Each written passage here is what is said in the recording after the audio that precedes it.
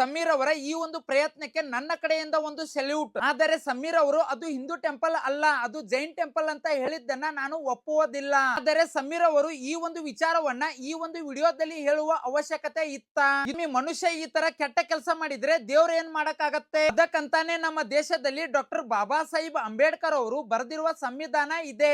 ಹಿಂದೂಗಳ ಮಧ್ಯೆ ಬಿರುಕು ಉಂಟು ಮಾಡುವುದಕ್ಕೆ ಪ್ರಯತ್ನಿಸಿದರೆ ಸೌಜನ್ಯ ಅವರು ಕೂಡ ನಮ್ಮ ಮನೆಯ ಮಗಳು, ನಮ್ಮ ಅಕ್ಕ ತಂಗಿನೇ. ಅವರು ತಪ್ಪು ಮಾಡಿದ್ದರೆ ಅವರಿಗೆ ಶಿಕ್ಷೆ ಆಗ್ಲಿ, ಅದರಲ್ಲಿ ಯಾವುದೇ ಮುಲಾಜಿಲ್ಲ. ಹಾಯ್ ಹಲೋ ನಮಸ್ಕಾರ ಸ್ನೇಹಿತರೆ, ನಾನು ನಿಮ್ಮ ಮಂಜುನಾಥ್ ಮಾತನಾಡ್ತಾ ಇರೋದು. ಇವಾಗಲೇ ನಿಮಗೆ ಎಲ್ಲರಿಗೂ ಗೊತ್ತಿರುವ ಹಾಗೆ ಎಲ್ಲ ಸೋಷಿಯಲ್ ಮೀಡಿಯಾದಲ್ಲಿ, ಸಾಮಾಜಿಕ ಜಾಲತಾಣಗಳಲ್ಲಿ ಇದೊಂದೇ ವಿಷಯ ಓಡಾಡ್ತಾ ಇದೆ. ಅದೇನಪ್ಪಾ ಅಂತಂದ್ರೆ ಸೌಜನ್ಯ ಕೇಸ್ ವಿಚಾರ. ನಿಮಗೆಲ್ಲರಿಗೂ ಗೊತ್ತಿರುವ ಹಾಗೆ ಸಮೀರ್ MD ಅನ್ನುವ ಒಬ್ಬ ಯೂಟ್ಯೂಬರ್ ತೂತ ಅನ್ನುವ ಒಂದು ಯೂಟ್ಯೂಬ್ ಚಾನಲ್ ನಲ್ಲಿ ಒಂದು ವಿಡಿಯೋನ ಅಪ್ಲೋಡ್ ಮಾಡ್ತಾರೆ. ಸೌಜನ್ಯ ಕೇಸ್ ಬಗ್ಗೆ ಈ ಒಂದು ವಿಡಿಯೋ ಯೂಟ್ಯೂಬ್ ನಲ್ಲಿ ತುಂಬಾನೇ ವೈರಲ್ ಆಗಿದೆ. 4-5 ದಿನದಲ್ಲಿ 10 ಮಿಲಿಯನ್ ವ್ಯೂಸ್ ಅಂದರೆ 1 ಕೋಟಿಗಿಂತ ಹೆಚ್ಚು ವೀಕ್ಷಣೆಯನ್ನ ಪಡೆದುಕೊಂಡಿದೆ. 13 ವರ್ಷದ ಹಿಂದೆ ನಡೆದಿರ್ತಕ್ಕಂತ ಈ ಸೌಜನ್ಯ ಹತ್ಯೆಯ ಕೇಸ್ಗೆ ಇನ್ನೂ ಕೂಡ ನ್ಯಾಯ ಸಿಕ್ಕಿಲ್ಲ. ಇವಾಗ ಮತ್ತೆ ಅದರ ಒಂದು ಕಿಚ್ಚು ಹತ್ತಿಕೊಂಡಿದೆ. ಆ ಹೆಣ್ಣು ಮಗಳಿಗೆ ನ್ಯಾಯ ಸಿಗಲೇಬೇಕು. ಇದಕ್ಕೋಸ್ಕರ ಮೊದಲಿನಿಂದ ತುಂಬಾ ಜನರು ಹೋರಾಟಗಳನ್ನ ಮಾಡಿಕೊಂಡು ಬಂದಿದ್ದಾರೆ. 13 ವರ್ಷಗಳಿಂದ ಈ ಒಂದು ಕೇಸನ್ನ ಜೀವಂತವಾಗಿ ಇಟ್ಟುಕೊಂಡು ಬಂದಿದ್ದಾರೆ. ಅದು ಬಂದು ಮಹೇಶ್ ತಿಮ್ರೆಡ್ಡಿ ಅವರು ಆಗಿರಬಹುದು, ಗಿರೀಶ್ ಅವರು ಆಗಿರಬಹುದು, ಮತ್ತು media master, third I, Kudla rampage ಇವರೆಲ್ಲರೂ ಕೂಡ ತುಂಬಾನೇ ಹೋರಾಟಗಳನ್ನ ಮಾಡಿಕೊಂಡು ಬಂದಿದ್ದಾರೆ. ಮೊದಲೆಲ್ಲ ಡಿಜಿಟಲ್ ಮೀಡಿಯಾ ಇಷ್ಟೊಂದು ಪವರ್ಫುಲ್ ಆಗಿ ಇರಲಿಲ್ಲ.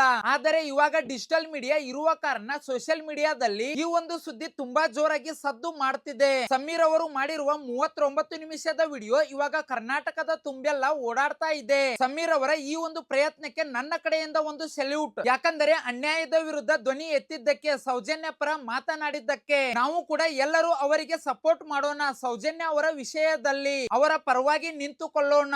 ಆದರೆ ಸಮೀರ್ ಅವರು ವಿಡಿಯೋನ ಶುರು ಮಾಡುವಾಗ ಒಂದು ಲೈನ್ ಅನ್ನ ಉಲ್ಲೇಖ ಮಾಡ್ತಾರೆ. ಅದು ಹಿಂದೂ ಟೆಂಪಲ್ ಅಲ್ಲ, ಅದು ಜೈನ್ ಟೆಂಪಲ್ ಅಂತ. ಮತ್ತು ಒಂದಷ್ಟು ಜನರು ಹೇಳ್ತಾರೆ ಹಿಂದೂ ದೇವಸ್ಥಾನಗಳೆಲ್ಲ ಮುಜರಾಯಿ ಇಲಾಖೆಗೆ ಸೇರ್ಬೇಕು ಅಂತ. ನಾನು ಬಂದು ಇಲ್ಲಿ ಸಮೀರ್ ಅವರಿಗೆ ಸಲ್ಯೂಟ್ ಮಾಡ್ತೀನಿ, ಸಪೋರ್ಟ್ ಮಾಡ್ತೀನಿ. ಯಾವ ವಿಚಾರಕ್ಕೆ? ಸೌಜನ್ಯ ಅವರ ಪರ ಧ್ವನಿ ಎತ್ತಿದ್ದಕ್ಕೆ. ಆದರೆ ಸಮೀರ್ ಅವರು ಅದು ಹಿಂದೂ ಟೆಂಪಲ್ ಅಲ್ಲ, ಅದು ಜೈನ್ ಟೆಂಪಲ್ ಅಂತ ಹೇಳಿದ್ದನ್ನ ನಾನು ಒಪ್ಪುವುದಿಲ್ಲ. ಅದು ಬಂದು ದಾಖಲೆಯ ಪ್ರಕಾರ ಆಕ್ಟ್ ನಲ್ಲಿ ಉಲ್ಲೇಖ ಆಗಿರಬಹುದು. ಆದರೆ ಸಮೀರ್ ಅವರು ಈ ಒಂದು ವಿಚಾರವನ್ನ ಈ ಒಂದು ವಿಡಿಯೋದಲ್ಲಿ ಹೇಳುವ ಅವಶ್ಯಕತೆ ಇತ್ತ? ಇದು ಬಂದು ಒಂದಷ್ಟು ಜನರ ಮನಸ್ಸಿನಲ್ಲಿ ಅಪನಂಬಿಕೆ ಬರುವ ಹಾಗೆ ಮಾಡಿದೆ. ಇದು ಬಂದು ಒಂದಷ್ಟು ಜನರ ಮನಸ್ಸಿನಲ್ಲಿ ದೇವರ ಮೇಲೆ ಅಪನಂಬಿಕೆ ಬರುವ ಹಾಗೆ ಮಾಡಿದೆ. ಜನರು ಈ ಒಂದು ವಿಡಿಯೋನ ನೋಡಿದ ಮೇಲೆ ಕಾಮೆಂಟ್ ಮಾಡಿದ್ದನ್ನ ನಾನ್ ನೋಡ್ದೆ. ಇನ್ ಮೇಲೆ ನಾವು ಶ್ರೀ ಕ್ಷೇತ್ರ ಧರ್ಮಸ್ಥಳ ಮಂಜುನಾಥ ಸ್ವಾಮಿ ಟೆಂಪಲ್ ಗೆ ಹೋಗೋದಿಲ್ಲ ಅಂತ. ಯಾಕಂದ್ರೆ ಅದು ಹಿಂದೂ ಟೆಂಪಲ್ ಅಲ್ಲ, ಹಾಗೆ ಹೀಗೆ ಅಂತ ಕಾಮೆಂಟ್ ಮಾಡ್ತಾ ಇದ್ದಾರೆ. ಅವರಿಗೆಲ್ಲ ನಾನ್ ಕೇಳ್ತೀನಿ, ಯಾರು ಮಂಜುನಾಥ್ ಸ್ವಾಮಿ ಹೇಳಿದಾನ ಈ ತರ ಮಾಡುವಂತ? ಸ್ವಾಮಿ ಮನುಷ್ಯ ಈ ತರ ಕೆಟ್ಟ ಕೆಲಸ ಮಾಡಿದ್ರೆ ದೇವ್ರ ಏನ್ ಮಾಡಕ್ಕಾಗತ್ತೆ? ಸ್ವಾಮಿ ಮನುಷ್ಯ ಯಾವ್ದಾದ್ರು ಒಂದು ಕೆಟ್ಟ ಕೆಲಸವನ್ನ ಮಾಡಿದಾಗ ಆತನು ಕೂಡ ದೇವರಲ್ಲಿ ಕೇಳಿಕೊಳ್ಳುತ್ತಾನೆ, ನನ್ನನ್ನ ಕಾಪಾಡು ಅಂತ.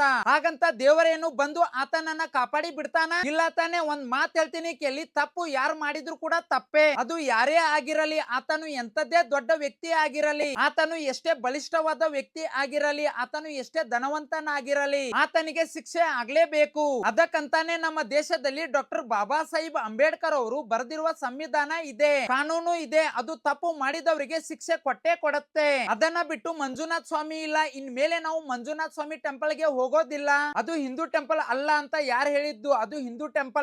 ಅದು ಬಂದು ದಾಖಲೆಯಲ್ಲಿ ಆಕ್ಟ್ ನಲ್ಲಿ ಉಲ್ಲೇಖ ಆಗಿರಬಹುದು. ಆದರೆ ನಾವೆಲ್ಲ ಹಿಂದೂಗಳು ಮೊದಲಿನಿಂದ ಮಂಜುನಾಥ್ ಸ್ವಾಮಿಯನ್ನ ಆರಾಧನೆ ಮಾಡಿಕೊಂಡು ಬರ್ತಾ ಇದ್ದೀವಿ. ಇವಾಗ್ಲೂ ಮಾಡ್ತೀವಿ, ಮುಂದೆ ಕೂಡ ಮಂಜುನಾಥ್ ಸ್ವಾಮಿಯನ್ನ ಆರಾಧನೆ ಮಾಡೇ ಮಾಡ್ತೀವಿ. ಅದು ಯಾರೇ ಬಂದು ಹಿಂದೂಗಳ ಭಾವನೆಗಳಿಗೆ ಧಕ್ಕೆಯನ್ನ ಉಂಟು ಮಾಡುವುದಕ್ಕೆ ಪ್ರಯತ್ನಿಸಿದರೆ, ಕುತಂತ್ರ ಮಾಡಿದರೆ, ಹಿಂದೂಗಳ ಮಧ್ಯೆ ಬಿರುಕು ಉಂಟು ಮಾಡುವುದಕ್ಕೆ ಪ್ರಯತ್ನಿಸಿದರೆ ಅದಕ್ಕೆ ನಾವು ದಾರಿ ಮಾಡಿ ಕೊಡುವುದಿಲ್ಲ. ಮತ್ತು ಹಿಂದೂ ಟೆಂಪಲ್ಸ್ ಎಲ್ಲ ಮುಜರಾಯಿ ಇಲಾಖೆಗೆ ಸೇರಬೇಕು ಅಂತ ಎಷ್ಟೊಂದು ಜನರು ವಿಡಿಯೋದಲ್ಲಿ ಹೇಳ್ತಿರಲ್ಲ, ಅದೇ ಬೇರೆ ಬೇರೆ ಧರ್ಮದಲ್ಲಿ ಎಷ್ಟೆಲ್ಲ ಆಸ್ತಿಗಳಿದಾವೆ, ಎಷ್ಟೆಲ್ಲ ಇನ್ಕಮ್ಸ್ ಇದೆ, ಅದರ ಬಗ್ಗೆ ಯಾಕೆ ಮಾತನಾಡಲ್ಲ? ಅವುಗಳನ್ನ ಯಾಕೆ ಸೇರಿಸಬಾರ್ದು ಗವರ್ನಮೆಂಟ್ ಅಂಡರ್ ನಲ್ಲಿ? ಕೇವಲ ನಮ್ಮ ಹಿಂದೂ ಟೆಂಪಲ್ಸ್ ಮಾತ್ರ ಬೇಕಾ ನಿಮಗೆ? ಇವಾಗ್ಲೂ ಅದನ್ನೇ ಹೇಳ್ತೀನಿ, ಸೌಜನ್ಯ ಅವರ ವಿಚಾರದಲ್ಲಿ ಯಾರು ತಪ್ಪು ಮಾಡಿದಾರಲ್ಲ ಅವರಿಗೆ ಖಂಡಿತವಾಗಿಯೂ ಶಿಕ್ಷೆ ಆಗ್ಲೇಬೇಕು. ಸೌಜನ್ಯ ಅವರು ಅಂದರೆ ಬೇರೆ ಅಲ್ಲ, ನಮ್ಮ ಮನೆಯ ಹೆಣ್ಣು ಮಕ್ಕಳು ಬೇರೆ ಅಲ್ಲ. ಸೌಜನ್ಯ ಅವರು ಕೂಡ ನಮ್ಮ ಮನೆಯ ಮಗಳು, ನಮ್ಮ ಅಕ್ಕ ತಂಗಿನೇ. ಈ ಒಂದು ವಿಚಾರವನ್ನ ಇಟ್ಟುಕೊಂಡು ನಮ್ಮ ಹಿಂದೂ ದೇವಸ್ಥಾನಗಳ ಬಗ್ಗೆ ಕೇವಲವಾಗಿ ಕೆಟ್ಟದಾಗಿ ಮಾತನಾಡಿದರೆ ನಾವು ಸುಮ್ನಿರಲ್ಲ.